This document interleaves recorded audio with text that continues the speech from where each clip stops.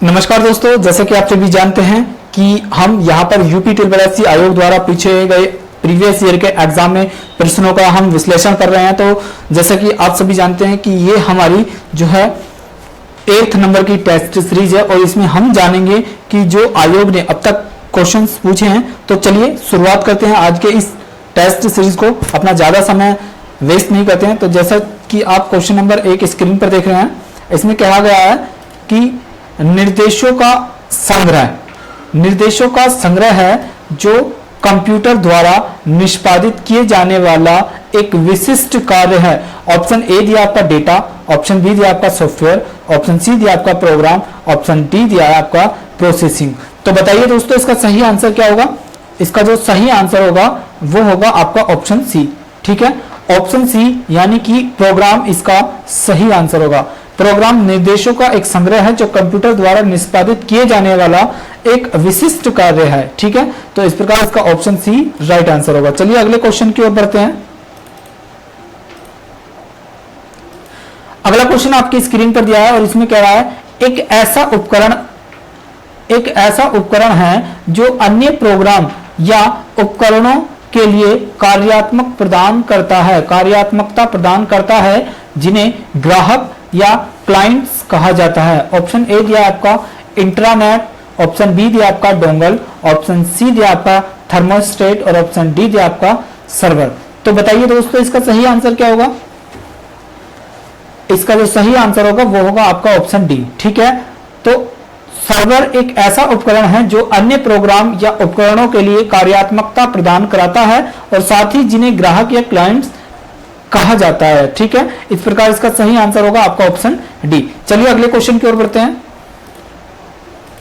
अगला क्वेश्चन आपकी स्क्रीन पर दिया है और उसमें कह रहा है कि निम्नलिखित में से कौन सा एक 2018 में स्थापित भारत का सबसे तेज सुपर कंप्यूटर है?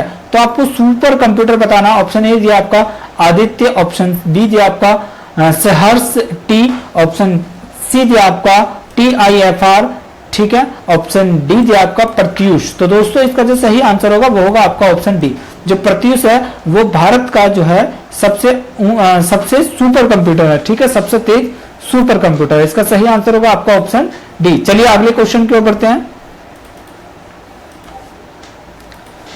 अगला क्वेश्चन आपकी स्क्रीन पर दिया है और इसमें कह रहा है कि प्रधानमंत्री किसान योजना, जो प्रधानमंत्री किसान योजना है उसके अनुसार 31 मई 2019 को संशोधित नई केंद्र सरकार की पहली कैबिनेट में यह प्रदान करने का निर्णय लिया गया है। ऑप्शन ए दिया आपका 2 हेक्टेयर तक खेती योग्य भूमि वाले अल्प और सीमांत किसान परिवारों को प्रतिवर्ष 6,000 रुपए, 4 हेक्टेयर तक अल्प भूधारकों और मध्यम किसानों को प्रतिवर्ष 6,000 रुपए, 8 हेक्टेयर तक भूधारकों और सीमांत किसानों को प्रतिवर्ष 6,000 रुपए, या ऑप्शन डी दिया आपका सभी किसानों को प्रतिवर्ष 6,000 रुपए।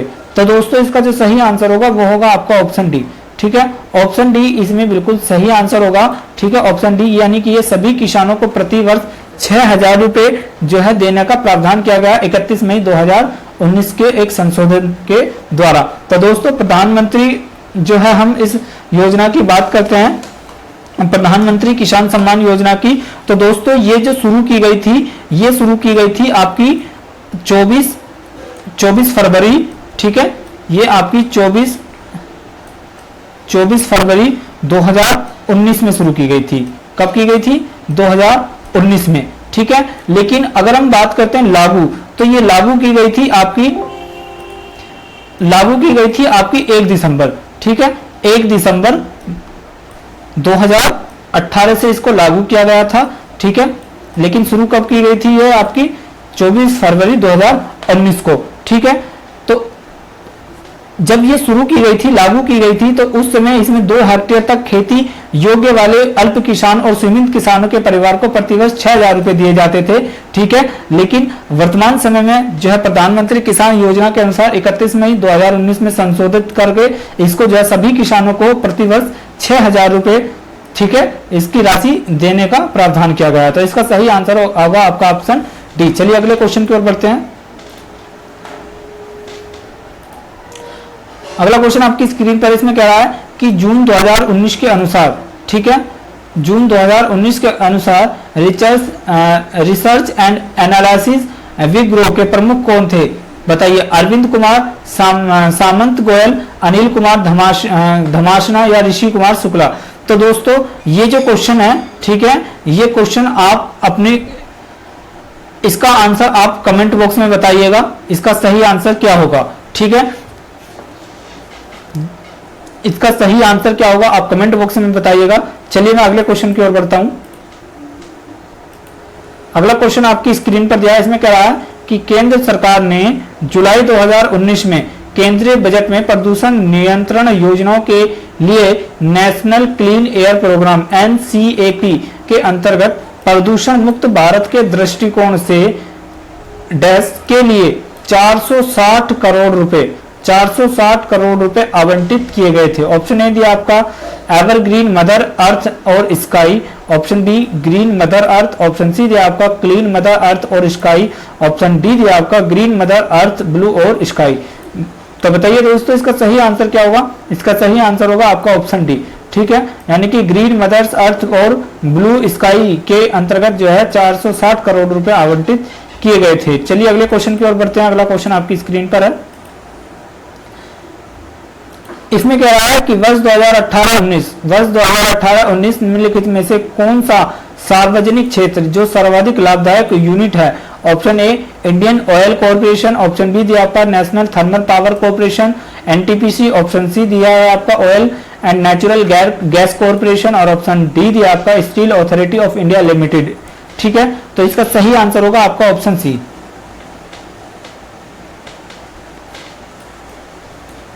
ऑप्शन सी इसका सही आंसर होगा। Oil and Natural Gas corporation जो है 2018-19 में, ठीक है, सार्वजनिक क्षेत्र और की सर्वाधिक लाभदायक यूनिट रही थी। चलिए अगले क्वेश्चन की ओर बढ़ते हैं। अगला क्वेश्चन आपकी स्क्रीन पर है, इसमें कह रहा है कि जो 73वां संविधान संशोधन है, 73वां संविधान संशोधन निम्नलिखित में से किससे संबंधित है? ऑप्शन ए नगर पालिका संस्थान से, राज्य स्तरीय लगान न्यायाधिकरण की स्थापना से, 8वीं अनुसूची से या पंचायती राज संस्था से।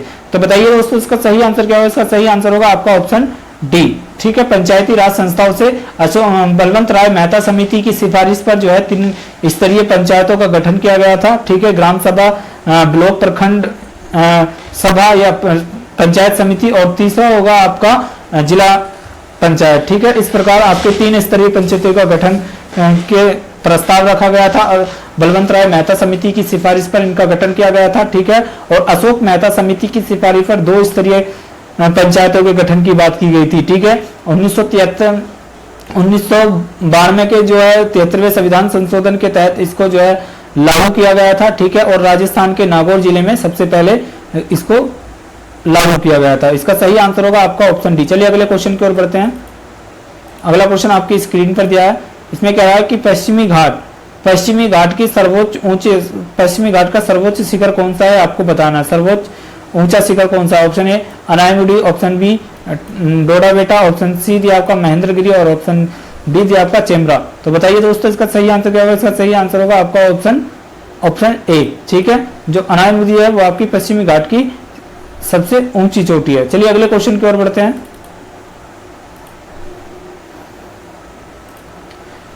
अगला क्वेश्चन आपकी स्क्रीन पर दिया है, इसमें कह रहा है कि जौनपुर में किसके द्वारा निर्मित अटाला मस्जिद अन्य मस्जिदों के निर्माण के लिए एक मिसाल मॉडल बन गई है। Option A Mubarak Shah, option B दिया आपका इब्राहिम सर्की, ऑप्शन सी दिया आपका मलिक सरावर, ऑप्शन डी दिया आपका हुसैन शाह। तो दोस्तों इसका सही आंसर होगा आपका ऑप्शन बी, ठीक है, इब्राहिम सर्की इसका सही आंसर होगा, ठीक है।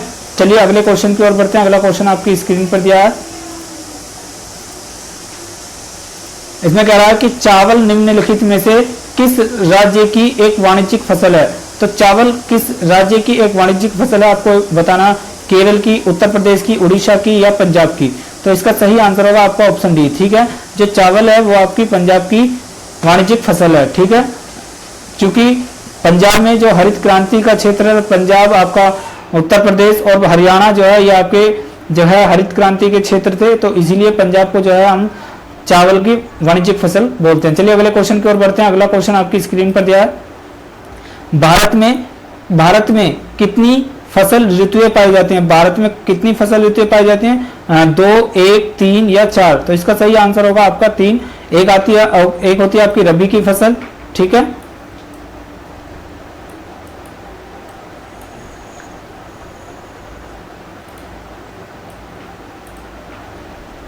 चलिए मैं बता दूं आपका, एक तो होती है आपकी रबी की फसल, ठीक है, और एक होती है आपकी खरीफ की फसल, और एक होती है आपकी जायद की फसल। तो इस प्रकार ये आपकी रबी, खरीफ और जायद की फसल होती है, ठीक है। चलिए अगले क्वेश्चन की ओर बढ़ते हैं।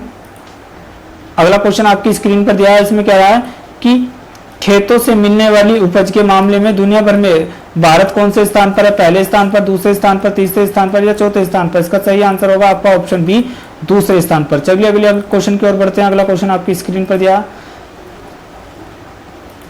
हरित क्रांति जो आंदोलन शुरू हुआ था वो कब से कब तक चला था? आपको ये बताना। 65 से 70 तक, 1965 से 80 तक, 1967 से 78 तक, 1967 से 1990 तक। तो दोस्तों इसका सही आंसर होगा आपका ऑप्शन सी, 1967 से आपका हरित क्रांति आंदोलन शुरू हुआ था, ये 1978 तक चला था, ठीक है। चलिए अगले क्वेश्चन की ओर बढ़ते हैं। अगला क्वेश्चन आपकी स्क्रीन पर दिया है, इसमें कह रहा है कि भारत में व्यावसायिक रूप से जारी पहला आनुवांशिक रूप से संशोधित पौधा कौन सा है? सुनहरा चावल, फ्लावर सावर, बीटी बैंगन या बीटी कपास? तो दोस्तों इसका सही आंसर होगा आपका ऑप्शन डी, जो बीटी कपास है वो भारत में व्यावसायिक रूप से जारी पहला आनुवांशिक रूप से संशोधित पौधा था, ठीक है, बीटी कपास। चलिए अगले क्वेश्चन की ओर बढ़ते हैं। अगला क्वेश्चन आपकी स्क्रीन पर दिया है, इसमें कह रहा है कि निम्नलिखित में से कौन सा मानवीय पुरुष प्रजनन प्रणाली का हिस्सा नहीं है? तो प्रजनन प्रणाली का हिस्सा नहीं है मानवीय में, एक ऑप्शन ए दिया आपका डिम्ब वाहिनी नली, ऑप्शन बी दिया आपका वास डेफरेंस, ऑप्शन सी वृषण, ऑप्शन डी दिया आपका वृषण कोष। तो दोस्तों इसका सही आंसर होगा आपका ऑप्शन ए, ठीक है, जो डिम्ब वाहिनी है, नली है, वो आपके पुरुष प्रजनन प्रणाली का हिस्सा नहीं है। चलिए अगले क्वेश्चन की ओर बढ़ते हैं। क्वेश्चन आपकी स्क्रीन पर इसमें कह रहा है कि निम्नलिखित में से कौन सा हार्मोन जो है शरीर में कार्बोहाइड्रेट, प्रोटीन और वसा के उपपाच्य को नियंत्रण करता है ताकि विकास के लिए शरीर में इसकी सबसे अच्छी संतुलन प्रदान किया जा सके? तो option A insulin, epinephrine, thyroxine या एड्रेनलिन? तो बताइए दोस्तों इसका सही आंसर क्या है? इसका सही आंसर होगा आपका ऑप्शन सी, जो थायरोक्सिन हार्मोन है वो आपको थायराइड ग्लैंड से निकलता है, ठीक है। इस प्रकार इसका ये जो कार्य करते हैं कार्बोहाइड्रेट और प्रोटीन और वसा को उपपाच्य को नियंत्रित करता है, ठीक है, जिससे कि हमारे शरीर का जो ग्रोथ हो सके, ठीक है, शरीर के विकास के लिए जो है उसको संतुलित प्रदान करता है, ठीक है।